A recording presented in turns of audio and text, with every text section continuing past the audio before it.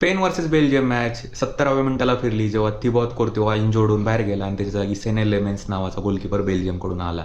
त्याच्यानंतरच 88 मिनिटला सुपर सब मेरिनो हा परत ग्राउंडवर आला. जसं की मागच्या वेळेस त्याने पोर्तुगाल विरोधात गोल केला होता, त्याने ह्या वेळेस पण बेल्जियम विरोधात आणखी एक 88 मिनिट्सला गोल मारून स्पेनला 2-1 ने पुढे नेऊन मॅच जिंकवून दिली.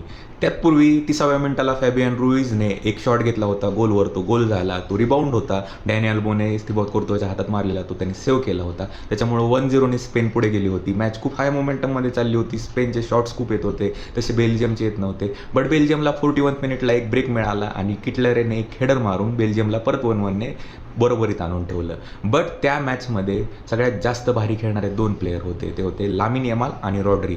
लामिन यमालने खूप सारे ड्रिबल्स घेतले, खूप सारे चान्सेस क्रिएट केले, ऑलमोस्ट 6 ते 8 शॉट्स त्यांनी गोलवर मारले. त्याच्यामुळे त्यांच्यावर खूप दबाव होत होता बेल्जियमवर. त्याच्यासोबतच रॉड्री लाईन ब्रेकिंग पास देत होता. त्यांनी ऑलमोस्ट 64 लाईन ब्रेकिंग पासेस आत्तापर्यंत वर्ल्ड कपमध्ये क्रिएट केले आहेत. टोनी क्रूजच्या 2014च्या रेकॉर्डची बरोबरी केलेली आहे.